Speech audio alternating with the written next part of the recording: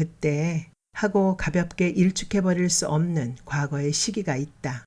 짧은 시기이지만 일생을 두고 영향을 미치는 그러한 시기. 그리고 그 시절의 아픔은 어쩌면 이리도 생생할까. 아픔은 늙을 줄을 모른다.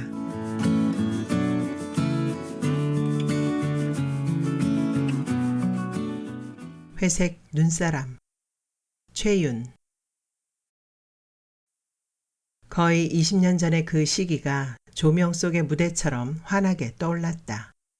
그 시기를 연상할 때면 내 머릿속은 온통 청록색으로 뒤덮인 어두운 구도가 잡힌다.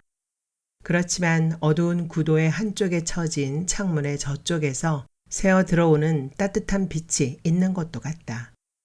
그것은 혼란이었다. 그리고 무엇보다도 아픔이었다. 그것이 미완성이었기 때문에. 그러나 삶의 단계에 정말 완성이라는 것은 있기라도 한 것인가. 아, 그때 하고 가볍게 일축해버릴 수 없는 과거의 시기가 있다. 짧은 시기이지만 일생을 두고 영향을 미치는 그러한 시기. 그래도 일상의 반복의 힘은 강한 것이어서 많은 시간 그 청록색의 구도 위에는 눈비가 내리고 꽃이 지고 피면서 서서히 둔감한 상처처럼 몇 개가 내려앉아 있었던 모양이다. 우리, 그렇다. 지금쯤은 우리라고 불러도 좋겠다. 우린 매일매일 저녁을 알 수 없는 열기에 젖어 그 퇴락한 인쇄소에 갇혀서 보냈다. 서울 변두리의 허름한 상가의 한 귀퉁이에 자리 잡고 있는 평범한 인쇄소였다. 우린 거의 석 달을 매일 저녁에 만나 서로에 대해 아는 것 없이 일에 매달렸다. 그 평범한 인쇄소의 이름이 왜 지금에 와서 아무리 생각해도 떠오르지 않는지 알 수 없다. 아주 정교하게 고안된 기억의 제동장치의 결과라고 밖에는 달리 설명할 길이 없다. 그 시기가 다시 어제의 일로, 현재의 일로 다가온 것은 아주 우연히 시선을 던진 한 일간지의 서너 줄짜리 사회면 기사 때문이었다. 이미 이틀이나 지나버린 신문의 그 기사가 눈에 들어온 것은 그러니까 하나의 자그마한 그러나 중대한 사건이었다. 왜냐하면 국립도서관의 자료실에 앉아 내가 뒤적여야 하는 것은 사회면이 아니라 사설란이었기 때문이었다. 나는 나를 고용하고 있는 한 전직 교수의 저수를 위한 자료를 찾고 있었다. 나는 그 짧은 기사를 읽었다고 할 수 없다. 거의 번개 같은 속도로 나의 눈이 그 위를 훑었고 읽기도 전에 그 내용을 파악했다는 편이 옳다. 커다랗게 확대되어 나의 이름이 눈에 들어왔고 그러자마자 나의 심장이 미친 듯이 뛰었다. 그 뛰는 심장으로 한참을 망연히 앉아있다가 나는 또 놀란 듯이 주변을 훑어보았다. 자료실 안의 이쪽 칸은 늘 그렇듯이 거의 비어있다. 나는 입술을 움직거리면서 지극한 애무의 말을 연습하듯이 그 기사를 속살거리며 읽었다.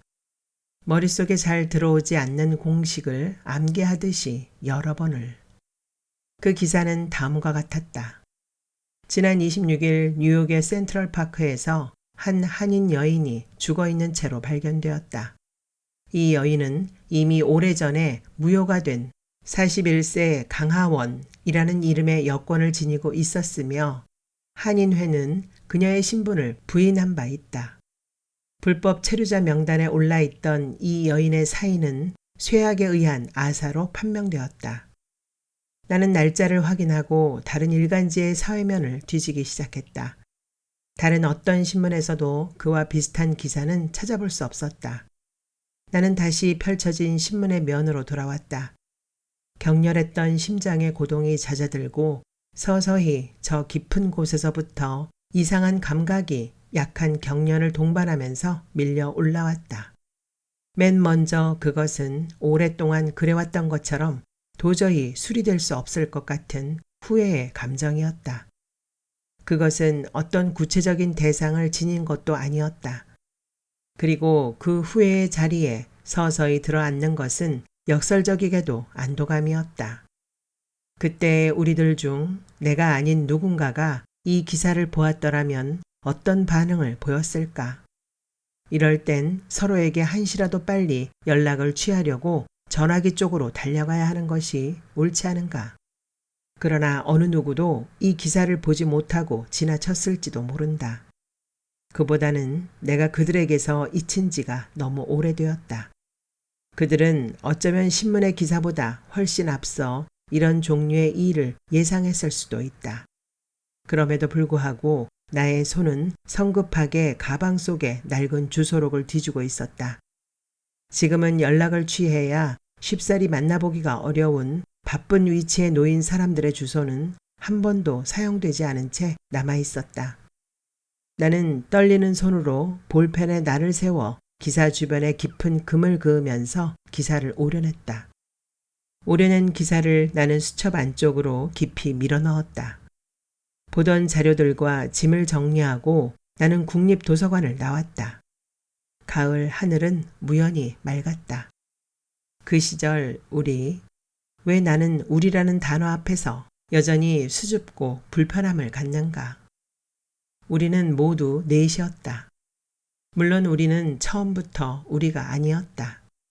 그들을 알았던 많은 사람들은 나의 이 우리라는 단어의 사용에 반대할 수도 있다. 그러나 나는 감히 그들의 견해와는 무관하게 이 단어를 쓰기로 한다. 우리를 만들어준 것은 알렉세이 아스타체프의 폭력적 시학, 무명 아나키스트의 전기였다. 그러나 이 무의미한 책의 제목이 중요한 것은 아니다. 그저 기억에 남는 한 책의 이름일 뿐이다. 대학에서의 첫 학기가 끝나자마자 나는 교재를 내다 팔고 다음 학기 교재를 구입해야 하는 어려운 시절을 보내고 있었다. 그 인연으로 여러 번 들락거리던 청계천의 한 헌 책방에서 나는 이 무명 저자의 책을 라면값에 구입했다. 나는 그즈음 당시에는 금서로 되어 있었던 이런 종류의 책을 헌 책방에서 열심히 주워 모으면서 총기라도 수집하는 듯한 쾌감을 느끼고 있었다. 그렇지만 돈이 떨어지면 언젠가는 다시 내다 팔아야 하는 일종의 저금의 형식이었고 내 자취방을 떠나야 하는 운명의 책들이었기 때문에 열심히 탐독했다. 그 시절 나는 그저 생활비를 절약하기 위해 청계천의 헌 책방을 들락거릴 수밖에 없는 가난한 학생일 뿐이었다. 가장 평범하고 보잘것없는. 게다가 나는 누군가가 고향에서 올라와 나를 잡아가리란 막연한 불안에 시달리고 있었다. 그리 되면 이 작은 방 한 칸도 내주고 다시 끌려가야 할 것이기 때문에 어디에서고 나는 자유로울 수가 없었다. 강의를 듣는 둥 마는 둥 하고 어떤 땐 용돈만 된다면 낮에도 코올리기 아이들 과외 수업부터 시작해 밤늦게까지 국영수는 물론이요. 때로는 한 번도 배워본 적이 없는 이히빈두 비스트, 코망 탈레브를 당일치기로 예습해서 가르치는 일도 비일비재한 때였다. 언제 들통이 날지 모르는 이런 일이 생기면 무조건 맡아 우선 돈을 축적해 두는 것이 문제였다. 한밤중에 나의 차가운 방으로 돌아와서는 갓 배우기 시작한 끼견이 유일한 낙이었다. 과외 수업 하나도 걸려들지 않는 운이 없는 학기가 있었다. 나는 학기가 끝나기도 전에 책을 싸들고 자취방이 있는 Y동 꼭대기에서 청계천까지 걸어갔다. 과외 수업이 걸려들지 않는 학기는 헌 책도 잘 안 팔리는 모양이었다. 내가 싸가지고 간 교재들은 책방 구석에 무더기로 쌓여 있었다. 바로 그런 이유로 나는 안을 만났다. 내가 벌써 여러 달 전에 구입해 제목조차 가물가물한 알렉세이 아스타체프라는 사람의 책을 어떤 사람이 찾고 있다고 하면서 책방 주인은 전화번호 하나를 건네주었다. 사방이 맥주병 바닥에 두꺼운 유리처럼 어두운 날이었다. 나의 배고픔은 하루를 넘기지 못하고 남아있는 단 한 개의 동전을 전화기 속에 밀어넣었다. 아내의 소개는 구체적이었다. 그는 명함이나 카드 등 속을 만들어내는 작은 인쇄소를 차리고 있고 음악 감상이 취미이며 가령 에릭 사티 같은 사람을 아버지로 가지고 있다고 말했다. 나는 그러한 사실들에서 공통점을 발견할 수가 없었고 그런 일에 능동적인 관심을 가지기에는 나의 당면한 가난에 질려 있었다. 음악이라고는 라디오 이외의 것을 접해본 적이 없는 나는 그의 농담을 이해하는 데에 그의 아버지라는 이상한 이름의 사람이 외국의 작곡가라는 사실을 아는데 무려 2개월이나 걸렸다. 나는 내가 가지고 간 책을 일주일치 생활비로 넘겼다. 확인도 하지 않고 책을 가방 속에 집어넣은 그는 덤덤하게 말했다. 보아하니 사정이 딱한 모양인데 당신이 할 수 있는 일을 찾아봅시다. 나의 어떤 모습이 그로 하여금 이런 말을 하게 했을까? 나의 누추한 복장, 태어날 때부터 우울을 짊어져 쪼그라든 나의 마른 체구, 그것은 나의 시선 저 깊숙이 숨겨져 있는 갈구의 빛 때문이었을지도 모른다. 그것이 누구였든 간에 그날의 나는 미신적인 기적 외에 바랄 것이 없는 상태였다. 이틀 후에 나는 약속대로 그를 다시 만났고 그 후부터 일주일에 3번 오후 시간에 그의 인쇄소에서 잡일을 보기 시작했다. 교정을 보기도 했고 인쇄되어 나온 카드나 청첩장을 반으로 접는 일 등이었다. 어떤 땐 배달도 맡았다. 안과의 만남은 내게 일자리와 약간의 생기를 동시에 주었다. 하지만 난 여전히 자기의 취미를 음악 감상이라고 하는 사람을 믿을 수 없었다.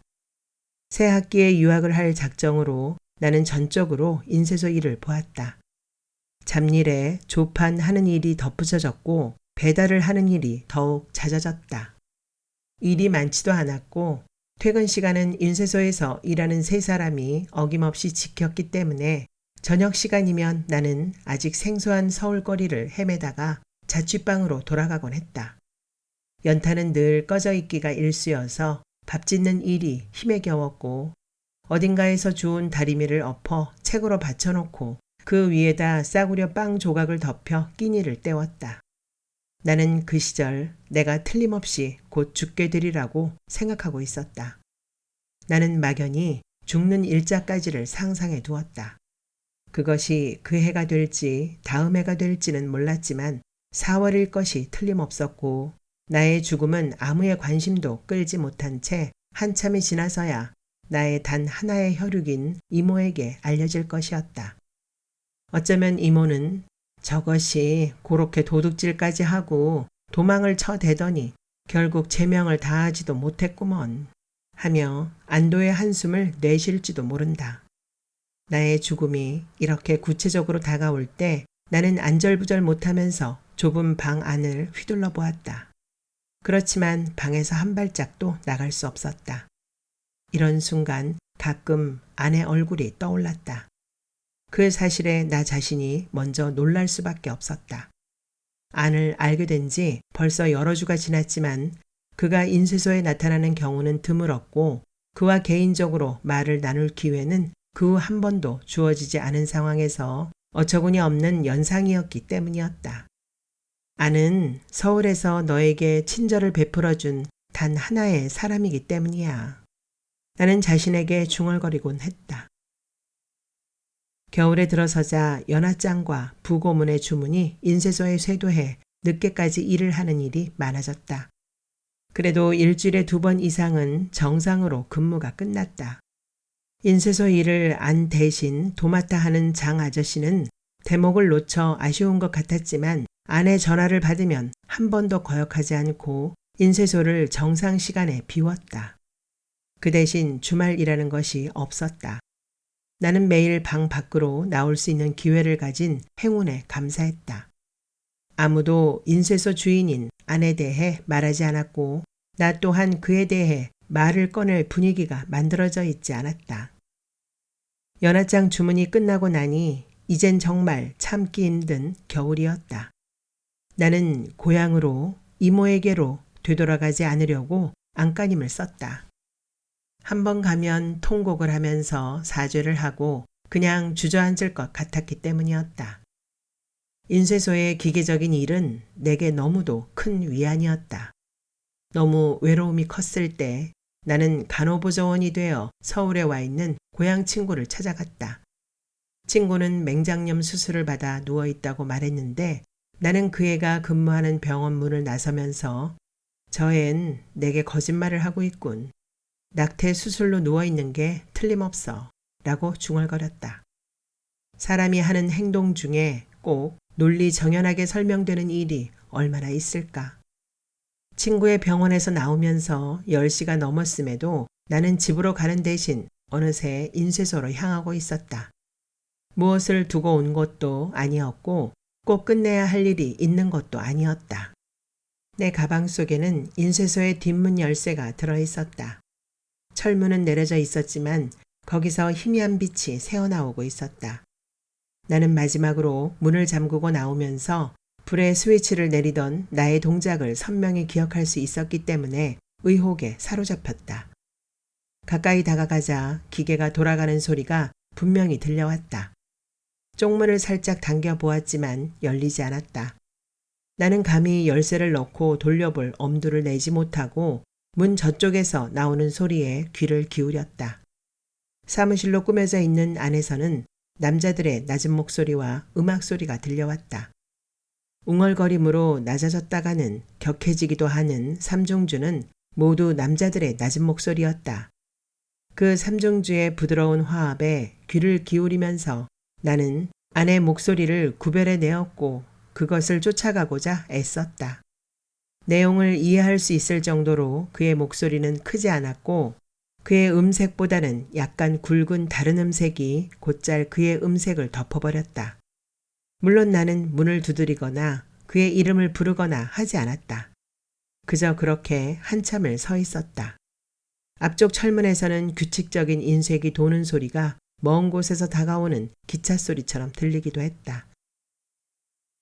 인쇄소에서 일한 지 1달 반이 넘었고 그때서야 나는 처음으로 안과 마주 앉았다. 안의 호출이었다. 아니, 그의 저녁 초대였다. 우린 시내의 한 중국집에서 간단한 식사를 마쳤다.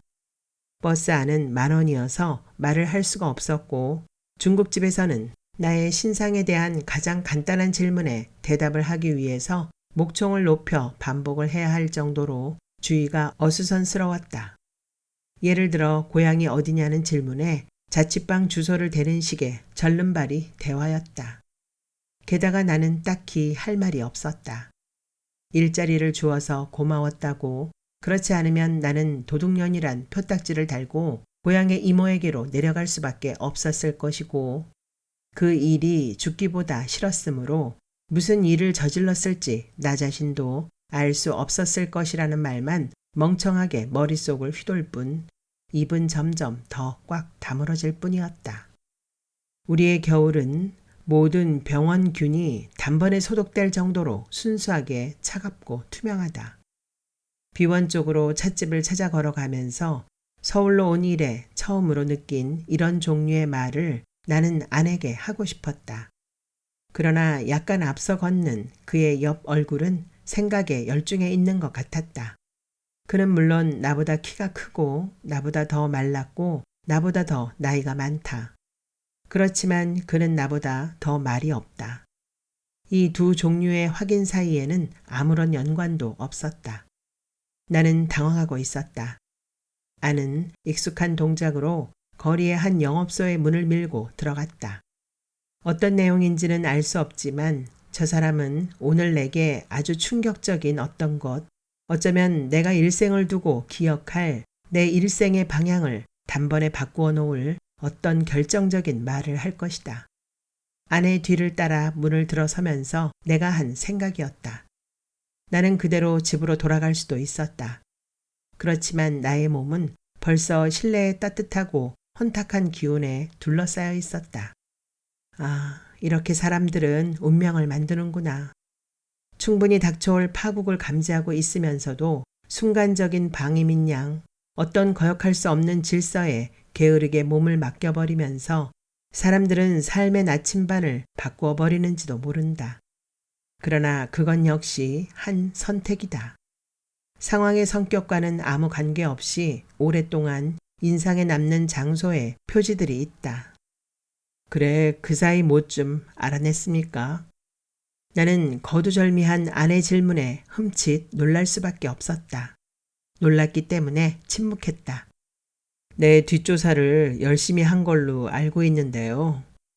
그제서야 나는 나를 불러낸 이유를 알아차렸다. 처음으로 우연히 밤에 인쇄소에 들른 이후 자주 그 일이 되풀이되었던 것은 사실이었지만 아내 목소리를 확인하고 돌아섰을 뿐 그는 물론 인쇄소의 다른 사람을 그 시간에 마주친 적이 없었기 때문에 놀라움은 더욱 컸다. 바로 그 당장 인쇄소 골목을 서성거리다가 그 어두움 속에서 안과 마주 부딪히기라도 한 것처럼 나는 창피함으로 얼굴이 벌겋게 달아오르는 것을 느꼈다. 미안합니다. 나는 고개를 숙였다. 그때서야 나의 행동에 기괴함이 또렷이 인식되었다. 나는 미안하다고 다시 한번 덧붙였다. 안은 팔짱을 끼고 엄숙한 얼굴로 나의 표정을 살피고 있었다. 강량은 자신의 호기심에 책임을 질 자신이 있습니까? 내가 죽음의 유혹에 시달리고 있기 때문에 자꾸 밖으로 나오고 갈 곳이 없기 때문에 인쇄소 근처를 서성이고 문 뒤에서 들려오는 그의 목소리를 들으면 안심이 되었기 때문이었다고 말한다면 그는 이해할 것인가? 그건 분명 구체적이건 막연한 것이건 호기심 때문은 아니었다. 그는 이해할 수 없을 것이다. 그건 호기심이 아니에요. 그렇지만 나는 말을 계속할 수가 없었다. 공연히 속이 꽉 막혀왔기 때문이었다. 한밤중에 여행을 할 때 당신은 불빛이 있는 쪽으로 걷지 않나요? 내가 그 불빛을 당신의 인쇄소로 정했다 해서 내 여행이 죄스러울 필요는 없을 것입니다. 가끔 당신에게는 하찮은 것이 위로가 될 때는 없습니까? 예를 들면 어떤 사람의 목소리나 어떤 분위기 같은 것 말입니다. 내가 당신의 목소리와 당신들이 하고 있는 일을 선망으로 바라보면서 약간의 안도와 위로를 얻었다고 해서 당신에게 누가 된 것이 무엇입니까? 나는 침을 꼴깍 삼키는 것으로 아내에게는 이해되지 않을 이 말들을 삼켜버렸다. 그는 여전히 나의 답변을 기다리는 기색이었다. 원하시면 인쇄소 일을 그만두시오. 나는 처음으로 그의 얼굴을 원망을 가득 담고 똑바로 쳐다보았다. 나는 거울 속에서 자주 나의 이런 일그러진 모습과 마주치기 때문에 그것이 상대편에게 어떤 느낌을 주리란 것을 상상하기가 어렵지 않았다. 그러시오. 아니, 순순히 말했다. 나는 더 이상 할 말이 없었기에 옆에 놓인 가방을 집어들고 천천히 일어날 채비를 했다. 약간의 침묵 후에 아니 덧붙였다. 대신 저녁에 우리 일을 도와주지 않겠소? 내게는 아내 말이 농담처럼 들렸다. 그리고 실제로 그는 크게 눈에 흰자위를 드러내 보이며 웃고 있었다. 이모는 눈에 흰자위가 많은 사람을 조심하라고 했었다. 아내의 웃음은 조금은 궁지에 몰린 사람의 웃음이었다. 나는 다시 가방을 내려놓고 의자에 앉았다. 어떤 일이냐고 묻지 않습니까? 나는 고개를 흔들었다. 저 사람은 결코 나를 이해하지 못할 것이다. 나는 그 생각만 되뇌었다. 통행 금지를 앞둔 막차에 오르기 전에 아는 내게 접힌 종이를 내밀었다. 나한테 판 책 생각나요? 이런 서류가 책갈피에 끼어 있던데 나도 잊어버리고 있었어요. 잘 간수하시죠. 나를 이모에게 맡기고 미국으로 미국 운전병을 따라가 버린 후 소식이 없다가 최근에 도착했던 어머니의 초대장과 짤막한 편지였다. 그곳에서도 고국 소식의 끔찍한 정도가 오랫동안 무감해진 어머니의 감각을 순간적으로 자극했는지도 모르는 일이었다. 아니면 사는 정도가 조금 나아졌거나 그것도 아니면 내가 가지 않으리란 것을 잘 알고 부려본 변덕이거나 내가 고향을 떠날 때 가지고 나온 것은 이 편지와 이모 몰래 준비한 대학의 입학금을 위해 훔친 돈이었다. 이모부의 병원비를 위해 판 땅값의 전액이었다. 까맣게 잊어버리고 있던 서류였다. 학교가 내게 분에 넘치는 것이 점점 분명해졌다.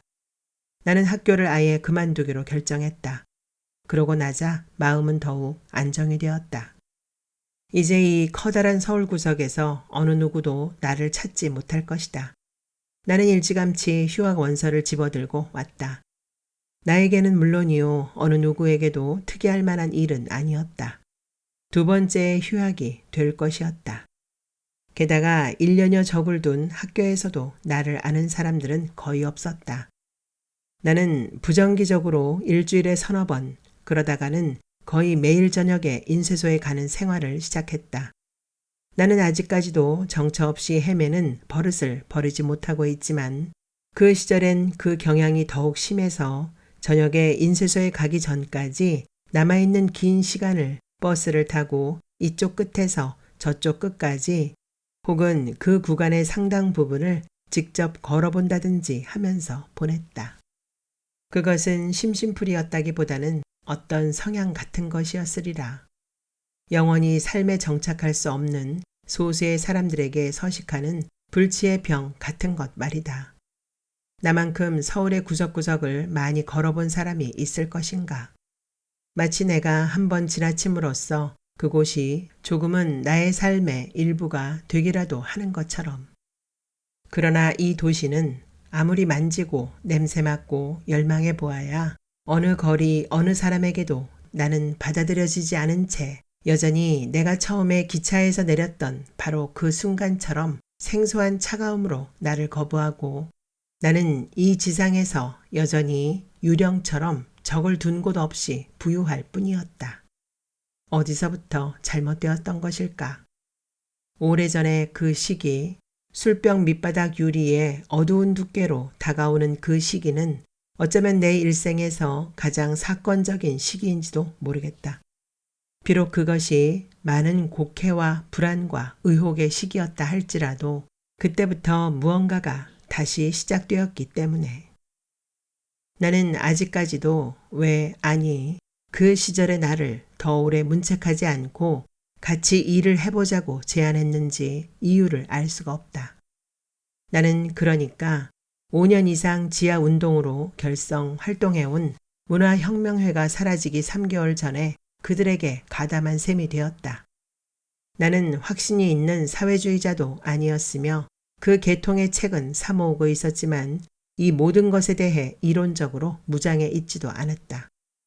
그러나 나는 주어진 일을 해내는 고용인의 성실성으로 이들이 만들어내는 글을 읽고 교정했고 위험한 경우가 아닐 때만 간헐적으로 이 인쇄물들을 배부하는 심부름을 맡았다. 모든 종류의 반정부 움직임이 발각되자마자 해체되어 버리던 마당에 어떻게 이들의 활동이 5년이나 계속될 수 있었는지도 불가사의했다. 나는 인쇄를 담당하고 있는 안과 김, 그리고 동해에 근무한다고 해서 모두 주사라고 부르는 정을 만났다.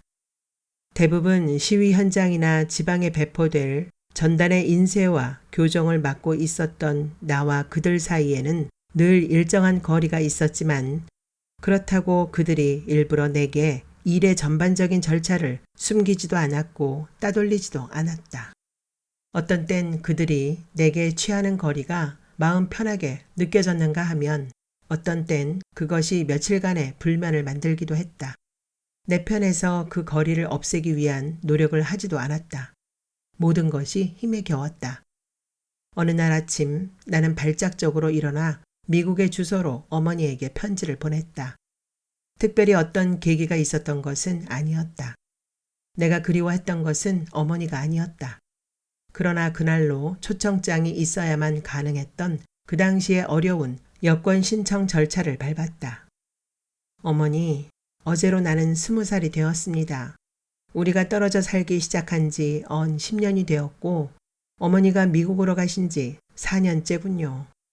하신다는 봉제 공장 일은 힘들지 않는지요. 더 쓸 말이 없었다. 나는 미국행 편지에 나의 주소를 알리지 않았고 내가 여권 수속을 밟고 있다든지 서울에서 무엇을 하고 있다든지에 대해서는 이런 방구도 하지 않았다. 저녁엔 인쇄소에서 침묵한 채 일에 열중했다. 그 다음날 나는 방 밖으로 나가지 않았다. 잘 덮여지지 않은 방에 두꺼운 옷가지를 있는 대로 걸쳐 입고 나는 오랫동안 한 구석에 버려두었던 독일어로 쓰인 이탈리아 역사가의 저서를 우리말로 번역하는데 하루 종일 매달렸다. 그날은 물론 인쇄소에도 가지 않았다. 통행금지 시간이 될 때까지 몇 번이나 일어서서 밖으로 나갈 채비를 차리기도 했다. 자정 15가 라디오에서 울렸을 때에야 나는 포기하는 심정이 되었다. 하루 종일 채 석 장도 못 되는 양의 번역을 했을 뿐이었다. 그날 밤에 유난히 바람이 거세었고 언덕을 올라가는 술정꾼들의 객설이 밤늦도록 이어졌다. 이튿날 혼자서 동료들을 기다리고 있던 아는 조금 일찍 인쇄소에 도착한 내게 다짜고짜 나의 연락처부터 물었다. 전날 내가 나타나지 않아서 일에 차질도 있었고 나에 대해서도 걱정이 많이 되었다는 것이다. 그의 어조의 어딘가에는 나의 신상에 대한 걱정보다는 약간의 불신을 동반한 불안의 기색이 있었다. 나는 집주인의 전화번호를 알고는 있었지만 문제를 만들기 싫어서 주소만을 가르쳐 주었고 피신 중이니 절대 다른 사람에게 주어서는 안 된다고 말했다. 아는 믿을 수 없다는 표정으로 내 눈속을 들여다보면서 뜻을 새기는 기색이었다. 나는 지극히 개인적인 이유라고 덧붙였다. 그가 나의 말을 믿든 믿지 않든 그것은 중요한 것이 아니었다. 나는 은연중에 그들과 나의 처지가 어떤 면으론 같다는 것을 전달하고 싶었는지도 모른다. 그들의 토론은 점점 더 길어졌고 점점 더 격렬해졌다. 나는 한 구석에서 교정지의 시선을 고정시킨 채 되도록 몸을 조그맣게 만들려고 애쓰면서 그들의 대화에 신경을 집중해 듣곤 했다. 그들이 그처럼 열변을 토할 때면 나는 자주 너무 불필요하게 무겁고 자리만 많이 차지하는 처치 곤란한 가구라도 된 느낌으로 모든 움직임을 삼갔다. 나는 그들의 말을 한마디도 빠뜨리지 않으려고 신경을 모았다. 주로 그들 모임의 취약점이나 그들이 준비하고 있는 글에 대한 일들이 대부분이었다. 나는 그들의 신상에 대해 아는 것이 거의 없었다. 그럼에도 간간히 잡담을 통해 나는 정이 동해에 근무하다 최근에 그만두었다든가 김이 연극평을 하고 있다는 것, 그리고 안과 정은 동양이며 아는 음대를 다니다가 제적되었다는 주변적인 사실들을 알게 되었다. 그것이 다였다. 아는 당시 27세였고 정은 안보다 1살이 적었고 김은 안보다 3살 위였고 결혼해 아이가 2이었다. 그들의 모임에 문제가 제기될 때 자주 언급되는 이름들이 있었다. 김희진이라는 이름이 그 중에 하나로 모든 계획의 상당 부분을 담당하는 듯 했다. 실제로 나는 그 이름으로 서명된 글을 한두 편 교정한 일도 있었다. 언제부터인가 나는 교정을 위해 글을 읽으면서 그것을 쓴 사람의 얼굴을 상상하는 습관이 붙어 있었다. 지극히 드물게 그 중에 한두 명이 인쇄소에 들르는 일이 있었는데 물론 나의 상상의 어느 한 구석 맞아 떨어지는 경우가 드물었다. 어떻건 대부분 예외 없이 인쇄소에는 우리 넷뿐이었지만 내가 있어서였는지 각자의 사생활에 관한 그들의 대화는 그 이상 진전되지는 않았다. 그들의 이야기를 듣고 있으면 나는 사는 일이 그다지 지옥 같지는 않을 수도 있다는 엷은 희망이 생겨나기도 했다. 내가 원하기만 하면 좀 더 적극적인 방식으로 이들과 한 식구가 되어 지금까지와는 다르게 한 걸음을 걸어도 그것이 푹푹 발이 빠지는 모래밭을 걷는 기분이 아닐 수도 있을지 모른다는 낙천적인 마음이 들기도 했다. 나는 내가 만들어낸 인쇄물이 어떤 경로로 어떻게 쓰이고 그들이 바라는 효과가 무엇인지 조금씩 구체적으로 알게 되었다. 그러나 역시 나는 그들에게서 멀리 있었다. 그들은 내게서 멀리 있었다. 가끔 아는 귀갓길에 강량이 일을 그만두고 싶으면 언제든지 떠나도 좋다. 일만 많고 보수가 넉넉지 못한 것을 잘 알고 있다고 말했다. 나는 떠나기는커녕 누구보다도 일찍 인쇄소에 도착했고 가라는 말이 떨어지기 전에는 일어서지 않았다. 김은 그런 나를 강찐득이라고 별명을 붙여 놀리기도 했다. 그렇지만 이들 셋 중에 어느 누구도 그들의 회합에 같이 가지 않겠느냐고 제안하지 않았다. 그 불균형의 균형 속에서 날들이 지나갔다. 귀가가 늦어진 어느 날 쪽문에 채 머리를 들이밀기도 전에 주인집 아줌마가 후다닥 방에서 튀어나왔다. 경찰이 왔다 갔다는 것이다. 나는 기계적으로 부엌에 판자문에 나갈 때면 채워두는 자물쇠로 눈이 갔다. 어두워서 보이지는 않았지만 열려있는 것 같지는 않았다. 나는 진정을 하고 사정을 물었지만 집주인은 경찰이 내일 다시 온다고 했다는 말만을 전하고는 겁먹은 표정으로 다시 방으로 들어가서 문을 소리나게 닫았다. 나의 즉각적인 반응은 아내에게 인쇄소로 전화를 걸어볼까 하는 것이었다. 그러나 그것은 더욱 위험한 일일 수도 있었다. 나는 방 안에 인쇄소에 관한 정보를 줄 만한 무엇이 있는지를 점검했다. 벽에 나란히 놓여있는 헌 책들이 눈에 띄었다. 그 중에는 경찰의 시선을 자극할 것이 여러 권 있었다. 나는 그것들을 우선 한 구석에 놓인 옷보따리 속에 숨겼다. 시계를 보았다. 자정에서 기껏해야 10분 정도를 남겨둔 시간이었다. 나는 아내에게 전화를 거는 것을 포기하고 방바닥에 주저앉았다. 저녁 시간만 일하게 되는 고로 연탄불이 꺼지는 일이 드물었고 따스하게 덮여진 아랫목의 이불 속에 손과 발을 넣고 앉아 있노라니 어떤 운명적인 느낌과 함께 공연히 눈물이 주르르 흘러내렸다. 밥상 겸 책상에는 영원히 끝날 것 같지 않은 번역하던 책이 열린 채로 놓여 있었고 그 위로 아주 조그만 거미가 한 마리 기어가고 있었다. 방안을 다시 둘러보고 자리에 누웠지만 잠이 오지 않았다. 어떤 경로로 인쇄소의 일이 발각될 수 있었을지 여러 가지 가능성을 생각해 보았다. 그러나 생각은 곧 멈추어질 수밖에 없었다. 생각을 멀리 해보기에 내가 그들에 대해 아는 것이 너무 적었다. 불신과 서운함의 무게가 가슴을 누르는 것을 느끼면서 나는 밤이 여러 어둠의 결을 보여주면서 지나가는 것을 눈을 뜨고 바라보았다. 밤은 한순간도 완전히 검지 않았다. 보라색이었다가 짙은 회색이었다가 경찰이 오기를 기다리는 불안한 밤의 색깔은 가히 현란했다. 어처구니 없게도 나를 찾아온 사복 형사는 내가 까맣게 잊어버리고 있었던 여권 발부 절차 중의 하나로 신원 조회를 하러 온 것일 뿐이었다. 그때만 해도 직접 사람을 만나보아야 신원이 확인된다고 믿던 순진한 실증의 시대여서 나는 형사를 데리고 언덕 중간쯤에 있는 다방으로 가서 그의 몇 가지 질문에 덤덤하게 응했다. 나는 거의 한 달 후에 여권을 손에 넣었고 어머니의 초청장을 들고 삼엄하기 그지없는 미국 대사관에서 비자 절차도 밟았다. 다행히 나의 본적은 이모네 집으로 되어 있었기 때문에 이민을 꺼려하는 그들의 신경을 자극하지 않았다. 절차가 끝나자마자 나는 헛된 비용과 시간을 소비한 데 대한 안갚음이라도 하듯이 신경질적으로 여권을 잡동사니 보따리 속에 쑤셔 넣었고 헌 책방의 금서들을 일렬로 벽에 세워두었다. 어떤 날은 그들도 물론 어두운 시기를 지나고 있음을 알아차릴 수 있었다.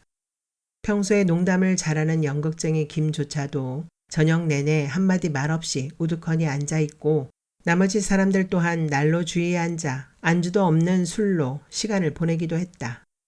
아주 작은 일이 언쟁이 되었고 이미 인쇄된 종이들이 찢기기도 했다. 그럴 때가 내게는 제일 어려웠다. 나의 존재가 그들의 언쟁에조차 방해가 되는지 나의 눈치를 보는 게 역력했기 때문이었다.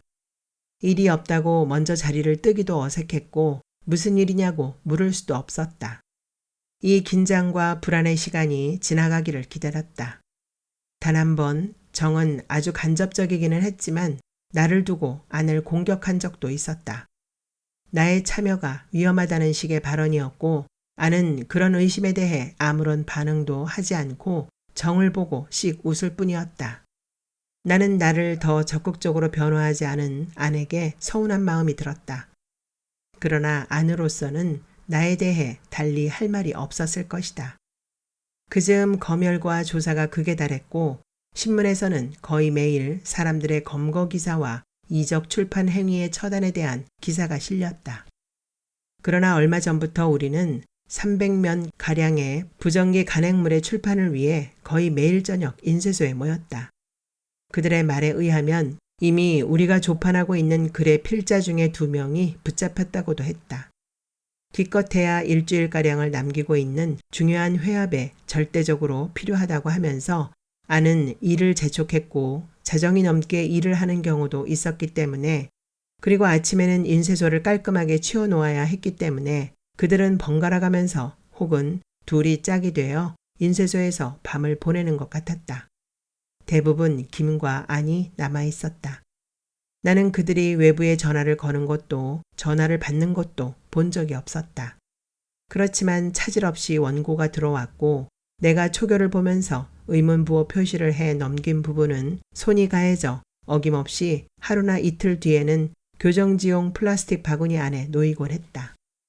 자연스럽게 어느 날 나는 자정을 넘겨 인쇄소에 남아 있었다. 정과 김은 다른 곳에서 처리할 일이 있었던 모양으로 일찌감치 일을 내게 떠맡겼다. 뒤 처리를 내가 하고 들어갈 테니 먼저 들어가라고 해도 안은 쓸 것이 있다고 하면서 오히려 그를 돕기 위해 내가 인쇄소에 남아있는 것을 당연하게 생각하는 것 같았다. 나는 양철통 속에 담겨있는 조개탄을 듬뿍 난로 속에 집어넣었다. 안은 내게서 등을 돌리고 철제 책상에 앉아 무언가를 쓰고 있었다. 나는 그가 쓰고 있는 글의 내용을 벌써 몰래 훔쳐본 바 있었고 그 진행이 궁금했다. 자정이 지나면 바람도 차지는 모양인지 허술한 창 밑으로 쌩쌩 바람이 들어찼다. 나는 난로의 문을 조금 열어놓고 그 옆에 의자를 놓고 교정쇠를 무릎 위에 놓고 앉았다. 아니, 지나치는 말투로 물었다. 내가 안을 만난 지 110일이 지나려고 하고 있는 저녁에 처음으로 한 반말이었다.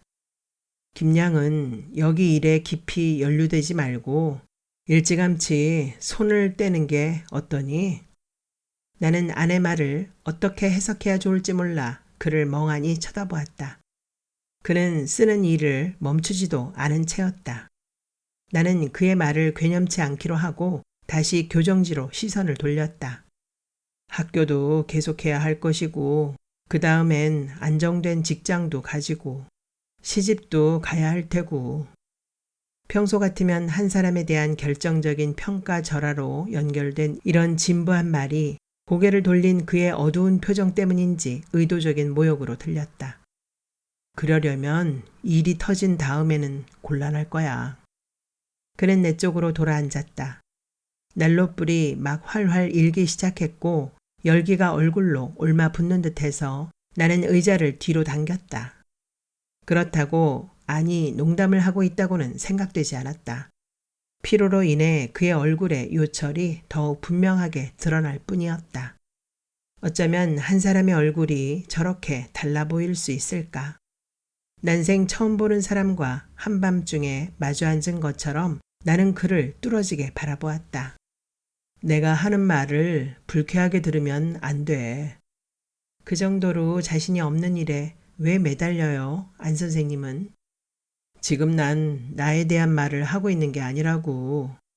언젠가 가까운 미래에 좀 더 자신 있는 사람이 많이 생기기를 바라기 때문이겠지.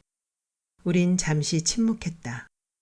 안과 나와의 대화의 내용과는 관계없이 나는 그와의 한밤중에 이 드문 속살거림이 한편으로는 오래 계속되기를 바랬고 다른 한편으로는 그가 어서 저 피곤하고 지쳐 시든 얼굴을 다시 원고지 위로 돌려주었으면 좋겠다는 두 가지 상반된 마음이었다.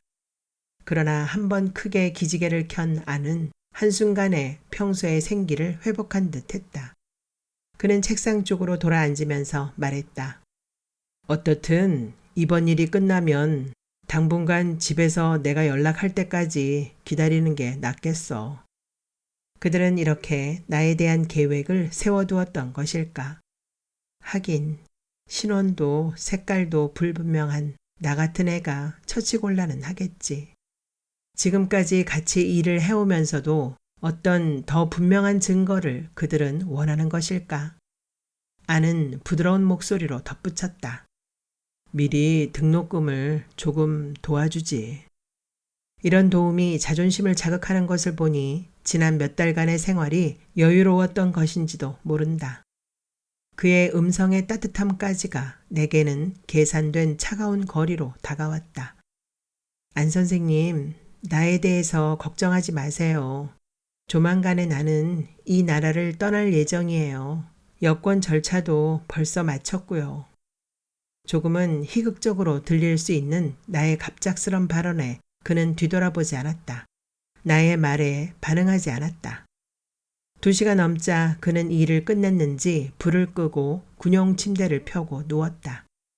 나는 잠도 오지 않고 할 일도 있었지만 그의 수면을 방해하고 싶지 않아 난로에 남아있는 조개탄을 던져놓고 불구멍을 줄인 후 그가 나를 위해 남겨둔 난로 곁에 낡은 장의자에 누웠다. 나는 오랫동안 잠이 들지 못한 채 뒤척이면서 소음을 내지 않으려고 애썼다. 숨소리를 가다듬으려 했기 때문에 오히려 큰 한숨이 솟아나기도 했다. 나는 눈을 감고 아내에게 얘기하는 것을 상상했다. 선생님은 나에 대해서 아무것도 몰라요. 난 말이죠. 충청도 시골에서 태어났어요. 어린 시절요? 가난하고 불행했어요. 좀 더 큰 다음에는 이모네 집에서 살았어요. 어머니가 일자리를 구해 도회지로 나갔기 때문에 이모네도 시골이었어요. 엄마가 돈을 보내오긴 한 모양인데 가난하고 불행하긴 마찬가지였어요. 중학교는 중간에 그만두고 고등학교를 검정고시를 쳤어요. 그때도 역시 모든 것이 내가 거쳐온 짧은 시간들이 이렇게 생소할 수가 없어요. 내가 알고 싶은 건 말이죠. 나만 이렇게 느끼는 건지 아니면 다른 사람도 조금쯤은 그렇게 느끼는지 하는 거예요. 예를 들어 안 선생님은 전혀 그런 것 같지가 않은데 어떠세요? 아내의 고른 숨소리와 뒤척임을 들으면서 나는 잠이 들었다. 한밤중 누군가 목까지 담요를 끌어다가 가볍게 눌러주는 것을, 그리고 그 동일한 손이 나의 움푹 들어가고 까칠한 뺨을 살짝 스치는 것을 멀리 마치 먼 과거의 꿈처럼 느끼면서 나는 깊고 짧은 잠에 빠져들었다. 잠속에서 나는 오랫동안 흐느껴 울었던 것도 같다. 얼마 전부터 주중보다는 주말에 더 많은 일을 하는 나에게 오래간만에 주말이 있었다는 것이 벌써 이상한 징조였을 수도 있었다. 비록 2달 남짓한 기간이었지만 밤에 그들의 일을 돕기 시작한 이래 이틀간의 연속 휴일은 가져본 적이 없었다. 참 이상한 일이다. 아주 드물게 내가 이때를 생각할 때면 나는 기억의 왜곡을 경험한다. 저녁의 일을 분명 7시경에 시작했음에도 불구하고 내 머릿속에는 우리가 매일 한밤중, 도시는 물론 지구 전체가 모두 잠들어 있는 어두운 시간에 작업을 한 것 같은 착각이 든다. 나는 그들이 나를 제외하고 긴밀하게 할 일이 있어서 내게 주말을 집에서 보내도 좋다는 허락을 내린 것으로 굳게 믿었다. 단지 인쇄의 잡일을 돕기 위해 고용되었다는 그들과 나 사이의 무언의 약속은 이런 경우에 효력을 발휘해 그들은 결코 나에게 속사정을 말하는 경우가 없었다. 안마저도 아무런 말을 덧붙이지 않았다.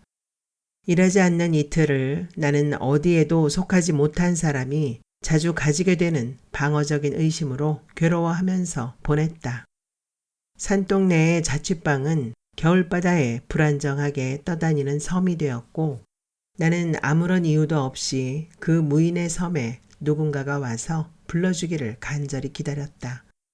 토요일 저녁에는 눈이 내렸고 주인 아줌마가 다 탄 연탄재가 남아있으면 으깨어서 집 앞 언덕길에 뿌리라고 내 방문을 두드렸을 뿐이었다.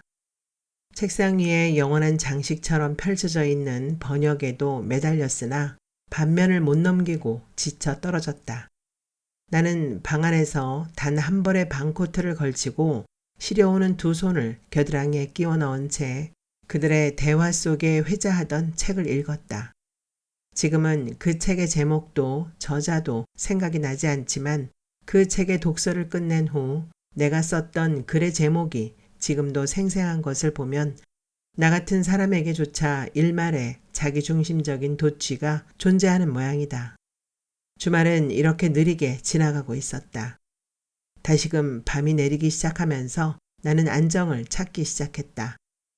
나는 더 이상 아무도 기다리지 않는다. 아침이 되었을 때 나는 외로움의 감옥에서 완전히 벗어나 있었다.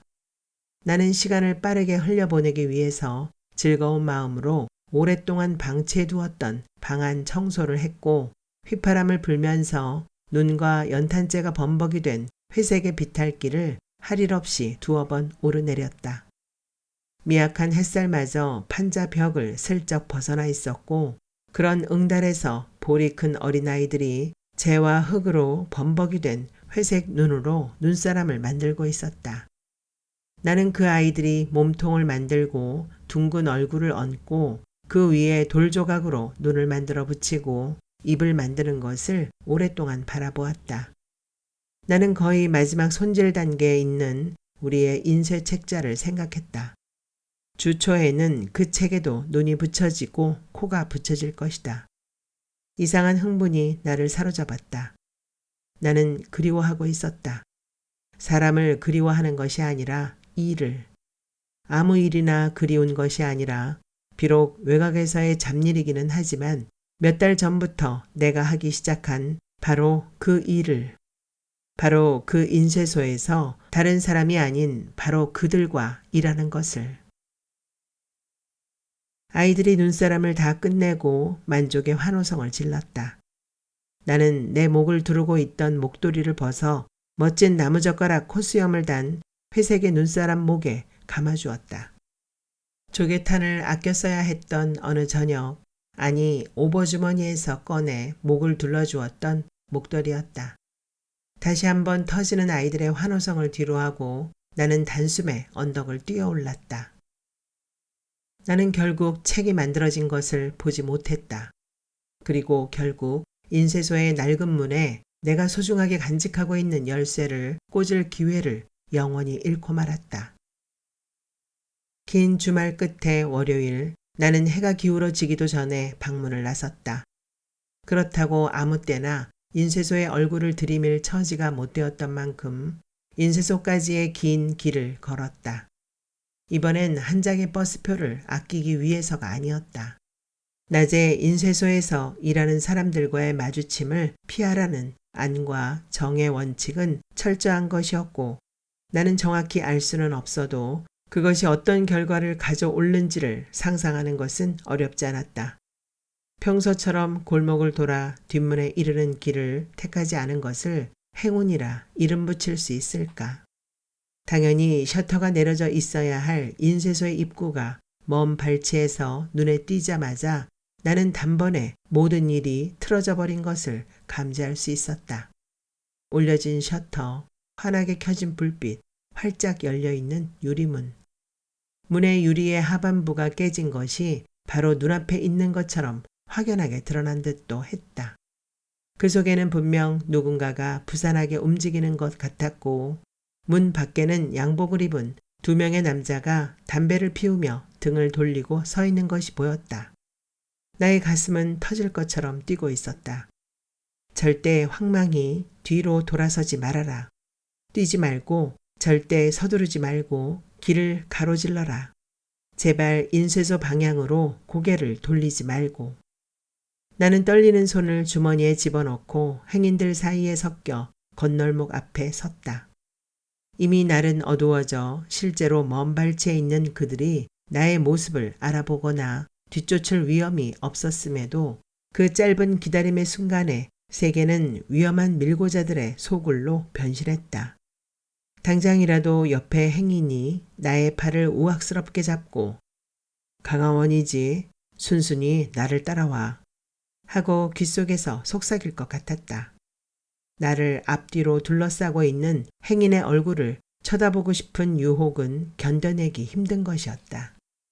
길을 건너고 가장 가까운 골목으로 기어들어가고 거기서 다시 큰 길로 나오고 다시 골목으로 들어가고 충분히 인쇄소에서 멀어졌다고 판단되었을 때부터 나는 달리기 시작했다.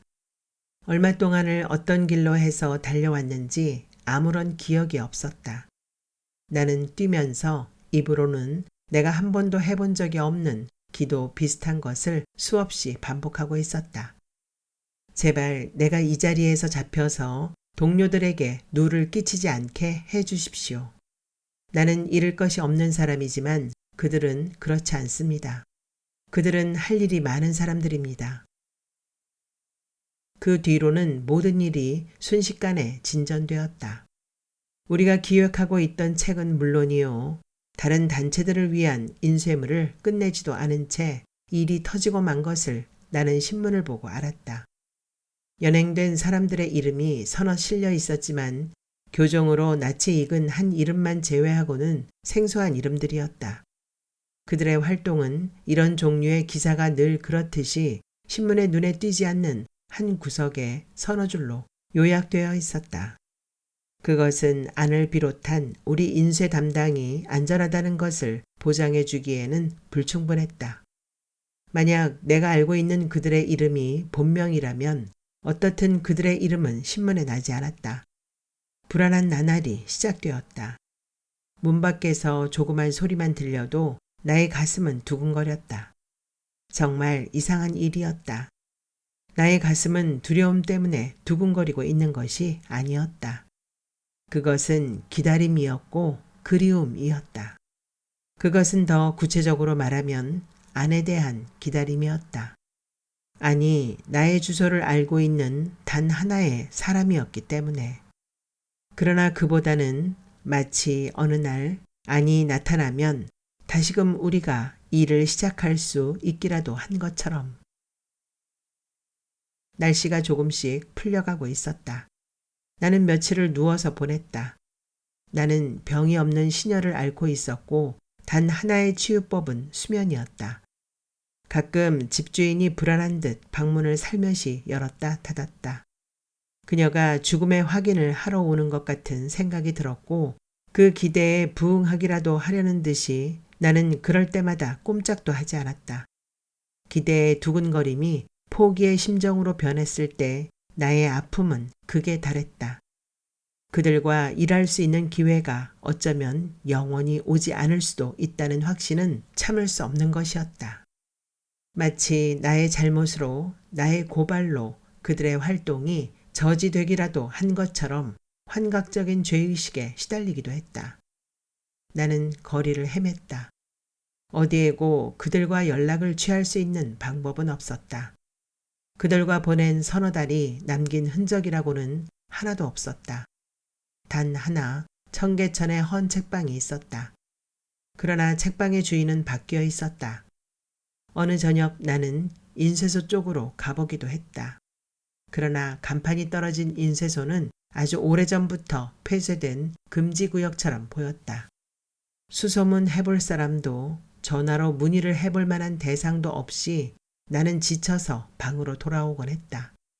그러나 설령 수소문을 할 건덕지가 있었다고 해도 나는 나의 어떤 행동이 그들에게 누를 끼칠 것이 두려워 아무것도 할 수 없었을 것이다.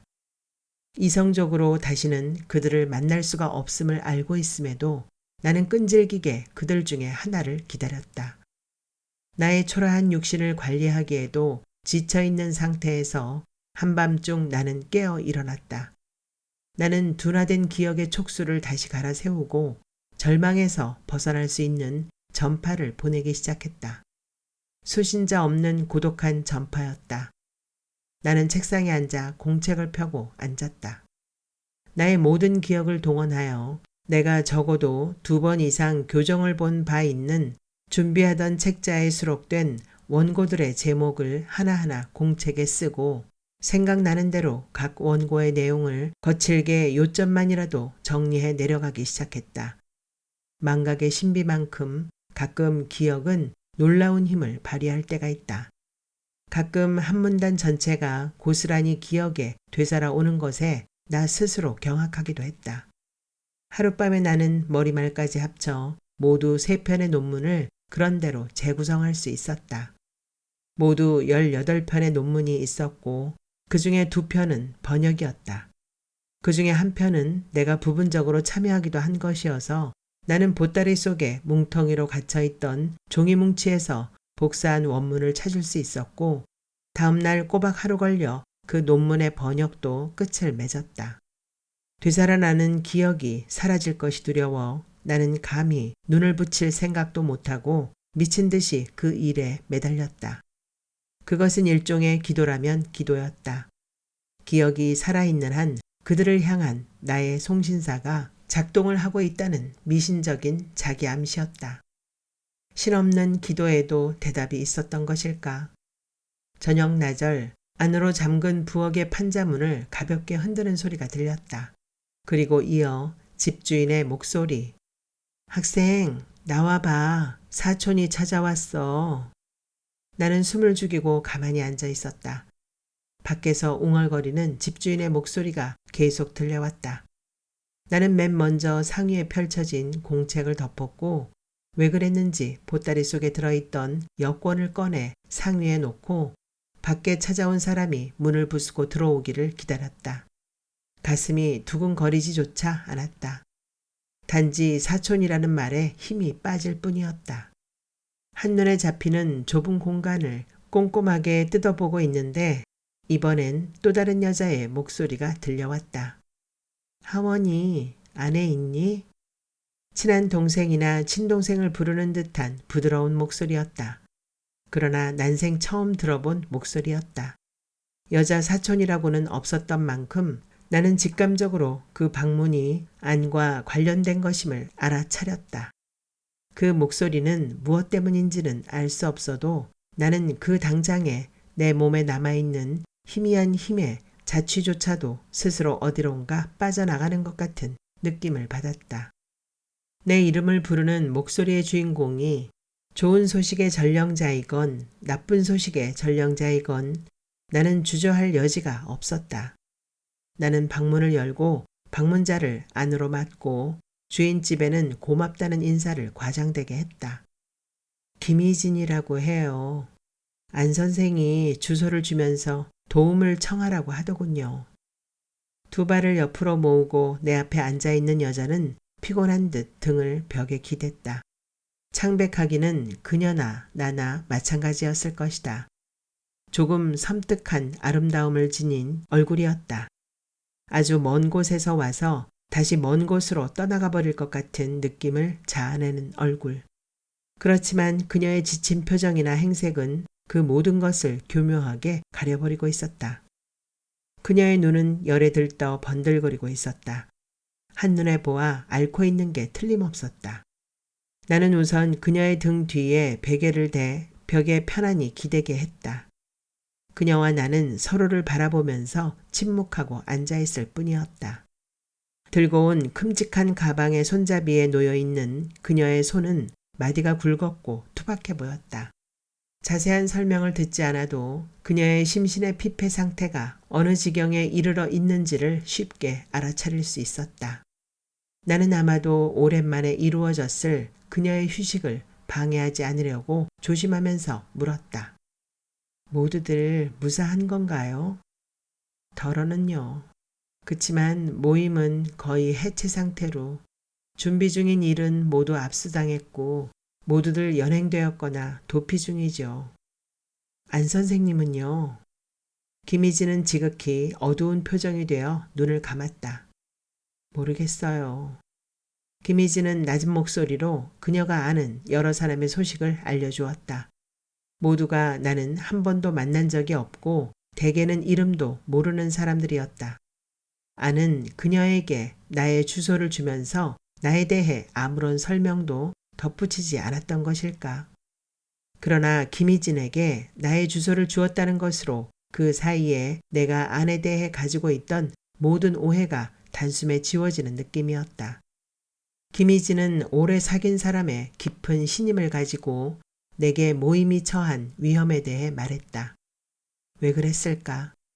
나는 그녀에게 사실을 말하지 않고 그녀가 믿고 있는 대로 오랫동안 모임에 가담한 것처럼 그녀의 말에 반응을 보였고 모르는 이름들, 기껏해야 가끔 들어봤을 이름들을 그녀가 언급했을 때 오랜 직이나 되기라도 한 것처럼 그들에 대한 우려를 표정에 담았다. 아니, 나는 진정으로 그들을 우려했다는 것이 옳다. 약간의 여유가 생기자 나는 수줍게 말했다. 난 김희진이란 이름을 들을 때마다 남자라는 생각을 했어요. 그녀는 갑자기 생각난 듯 말했다. 그러나 그 어조에는 어떤 불편함이 있었다. 아참, 안 선생이 하원 씨에게 전하는 편지가 있어요. 그녀는 가방 속에서 주변이 낡아진 편지 한 통을 내밀었다. 편지는 봉해져 있었고 얄팍했다. 나는 그녀 앞에서 편지를 열지 않았다.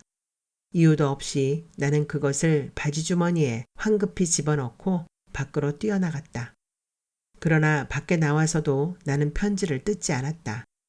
어쩌면 너무 오랫동안 기다렸던 소식이기 때문에 시효가 지나가 버린 것 같은 아득한 느낌이 먼저 자리를 잡았기 때문이었다.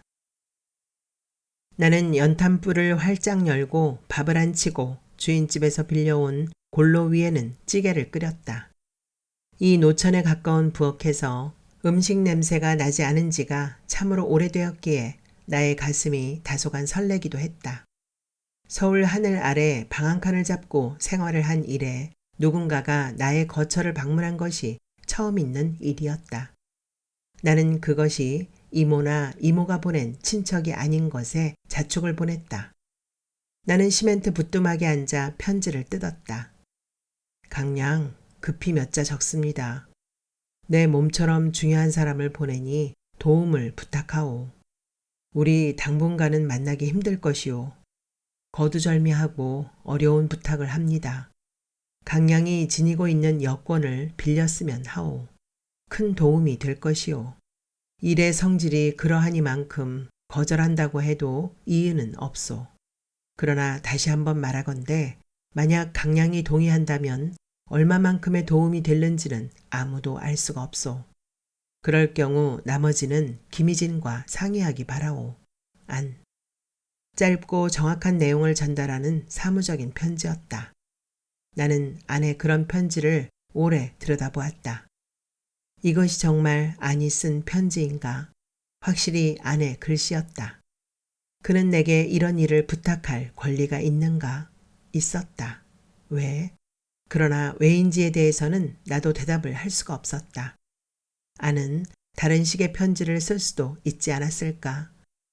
그러나 만약 다른 식의 편지를 썼더라면 나는 정말 위로받을 수 없을 정도로 상처를 받았을는지도 모른다. 음식이 담긴 쟁반을 들고 방으로 들어갔을 때 김희진은 반쯤 누워있다가 몸을 일으키면서 쟁반을 받아들었다. 그녀의 팔이 격려를 하는 것이 보였다. 우린 침묵한 채 식사를 끝냈다.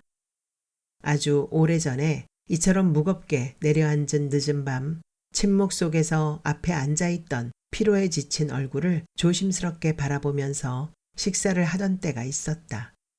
상 반대편에는 일에서 돌아온 피로를 화장으로 숨긴 엄마가 있었고 상의 이쪽에는 기껏해야 8, 9의 어린애가 있었다. 그러나 김희진은 그때 상 저편에 앉아있던 얼굴과는 성질이 다른 피로를 내보이고 있었고 그 얼굴에서는 발견되지 않던 웬만한 피로로는 꺼지지 않게끔 질기게 가꾸어온 느낌을 주는 특수한 빛이 있었다. 김희진의 나이가 그때의 엄마의 나이쯤 되었을까? 아니었다. 김희진의 얼굴은 훨씬 젊어 보였다. 그때나 지금이나 그녀의 모습을 떠올릴 때면 나는 늘 한 가지 강박관념에 사로잡힌다. 누구를 닮았다거나 어떻게 생겼다거나 하는 비유적인 설명으로는 불충분한 어떤 것을 그녀는 지니고 있었다. 만약 안에 부탁 편지가 없었더라도 내 자신 그녀에게 잠시 잠적할 것을 제안했을 거야. 그것이 김희진이건 장이건 박이건 틀림없이. 나를 부르는 사람이 누구인지도 모르면서 밖에서 그녀의 목소리가 들려오자마자 저렇게 그 목소리를 위해 여권을 준비해 놓고 있었잖아. 무슨 생각을 하느라 내 얼굴을 그렇게 뚫어보죠? 나는 상 한 귀퉁이로 몰려나 있던 여권을 집어들면서 대답했다. 앞으로 내가 할 일을 생각하고 있었어요. 김희진은 밥상 너머로 두 손을 내밀었다. 나는 말없이 뜨겁게 열이 올라 있는 그녀의 손을 잡았다. 그녀의 손이 가볍게 힘을 주어 왔다. 나는 끝내 그녀와 안과의 관계에 대해 묻지 않았다. 나는 가끔 희망이라는 것은 마약과 같은 것이 아닌가 하는 생각을 할 때가 있다. 그것이 무엇이건 그 가능성을 조금 맛본 사람은 무조건적으로 그것에 애착하게 된다. 그렇기 때문에 희망이 꺾일 때는 중독된 사람이 약물 기운이 떨어졌을 때 겪는 나락의 강렬한 고통을 동반하는 것이리라. 그리고 그 고통을 알고 있기 때문에 희망의 열망은 더 강화될 뿐이다. 김희진이 도착하던 날 그녀의 피곤에 지쳐 눈 감긴 얼굴을 쳐다보면서 나는 내가 이미 오래전부터 나도 모르게 그 성격을 규정하기 어려운 희망이란 것에 감염되었음을 알아차렸다. 그리고 그것이 결국은 어떤 형태로든 일생 동안 나를 지배하리라는 것도. 나는 막연한 희망에 대한 막무가내의 기대로 김희진을 돌보았다. 도착하는 날부터 그녀는 앓기 시작했고 나는 저녁나절에는 그녀를 간호하고 낮에는 그녀를 대신해 그녀가 알려준 대로 새로운 소식이나 도움을 줄 수 있는 사람을 찾아 서울의 구석구석을 헤매 다녔다. 그러나 대부분의 경우는 잘못된 연락처였거나 상황에 대한 극대화된 불안 때문에 오히려 내게 근신을 하고 적당한 때에 다시 들려줄 것을 부탁했다. 가끔 경제적 도움을 주는 경우도 있었다. 물론 그것도 자주 있는 일은 아니었다. 어떻든 뒤늦게 나는 많은 사람들을 만났고 그것은 내게 많은 힘이 되었다. 나는 여러 사람을 거치면서 겨우 정을 만날 수 있었다. 친구가 운영하는 다방에서 불안한 나날을 보내고 있던 정은 나를 보자 죽었던 사람의 유령이라도 만난 듯 반가움보다는 걱정 어린 놀라움을 나타냈다. 아니, 이게 누구요? 내가 있는 곳은 어떻게 알았어요? 혼자 왔습니까? 그러나 정의 태도는 더 이상 내게 상처가 되지 않았다. 그를 놀라게 한 것은 김희진이 나의 집에서 앓고 있다는 소식이었던 것 같다. 정 또한 아니 지방으로 피해 가 있다는 것 외에 다른 친구들의 소식을 전혀 모르는 채로 고립되어 전전긍긍하고 있었다. 나는 그에게 아내 편지 내용과 김희진의 뜻을 전했고 여권을 맡겼다. 사흘 후에 정은 나의 사진이 들어있는 자리에 김희진의 사진이 감쪽같이 대치된 여권을 내 앞에 내밀어 보였다. 그러나 그것을 건네주기를 꺼리면서 다시 서랍 속에 집어넣었다. 다방 뒤편의 한 방구석에 취할 대로 취해 있던 정은 늦은 시간인데도 나를 자꾸 붙잡아 앉혀놓고 안에 대한 불평을 늘어놓았다. 내가 인쇄소에서 그들과 같이 일을 하기 전부터 아니 나의 여권에 관심을 가지고 있더라고 말하기도 했다. 모두가 다 계획된 일이었다는 것이다. 나는 그의 말에 동의했다. 애초부터 그것은 안과 나 사이에 비밀리에 계획되었던 일이었다고 했다. 그러나 정은 나의 말을 주의 깊게 듣기에는 너무 취해 있었다. 정은 또 아니 문제를 확대시키지 않기 위해서 김희진의 미국행을 서두르고 있다고 분개했다. 나는 그가 술에 취해 나가 떨어지기를 기다렸다. 다행히 그는 통행금지가 되기 전에 코를 골았고 나는 서랍 속의 여권을 집어가지고 나왔다.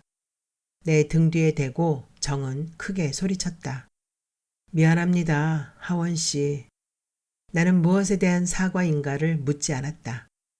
그렇다고 사과를 받아들이지도 않고 나는 뒤돌아서서 그 다방을 나왔다. 저 사람은 나를 영원히 모르는 채로 다시는 보지 못하겠지. 그러나 그런 독백도 내게 조금의 감흥을 주지 않았다. 김희진은 내 방에서 약 20일을 머물렀다. 그 사이 그녀는 서서히 회복되어 어떤 땐 밤늦게까지 무엇인지 일에 열중하기도 했다. 시간 여유가 생길 때 나는 그 옆에서 논문들을 되살려내는 일을 계속했다. 어느 날 밤 방 밖에서 달그락거리는 소리에 나는 잠이 깼다. 책상 위는 서류와 폐지로 산란스러웠고 방 안은 비어 있었다. 방문을 열자 행주를 들고 찬장이며 붓두막을 열심히 닦고 있는 김희진의 모습이 보였다. 정말 동생 집을 방문해 집을 치워주면서 정을 표현하는 여느 사촌 언니처럼 팔을 걷어붙이고 김희진은 부엌을 바닥까지 말끔하게 닦아놓은 다음이었다. 나의 기척에 그녀는 몰래 하던 일을 들킨 사람처럼 나를 보고 소리죽여 웃었다. 그러나 그 웃음 속에는 불안기가 서려 있었다. 걱정하지 마세요. 모든 일이 다 잘 될 테니까. 그때쯤 그녀는 웬만큼 건강해져 있었다. 나는 그녀의 여행을 준비하며 그녀가 기거하는 내 방에 아니 한 번쯤 들려줄 것을 막연하게 기대했다. 그러나 그것은 당시 그가 처한 상황으로는 불가능한 것이었다. 김희진은 서서히 기운을 회복했고 결국 안을 보지 못한 채로 그리고 시골에 있다는 가족에게 감히 연락을 취하지도 못한 채로 시간이 지나갔다. 내 방을, 서울을, 이 나라를 떠나는 날 그녀는 내게 67장의 전달할 편지와 가방 가득히 무언가를 남겼다. 하원 씨가 보관해 주세요. 보잘것없는 글들인데 때가 되면 빛을 보게 되겠죠. 곧 다시 만나요. 곧 다시 돌아올 것을 약속해요. 그녀는 위조된 여권과 내가 구입한 비행기표를 들고 혼자 김포로 향했다. 만일을 대비해 나는 공항까지 전송을 하지도 못했다. 그녀가 떠난 직후 이번에 나는 집안 식구가 아닌 누군가가 나를 연행하러 올 것을 기다리면서 마음의 준비를 하고 집에서 보냈다. 그러나 내게는 아무 일도 일어나지 않았다. 내가 하던 논문의 재구성이 다 끝났고 김희진이 남기고 간 글들을 하나도 빠짐없이 다 읽을 때까지 내 누추한 거처의 문을 두드리는 사람은 없었다.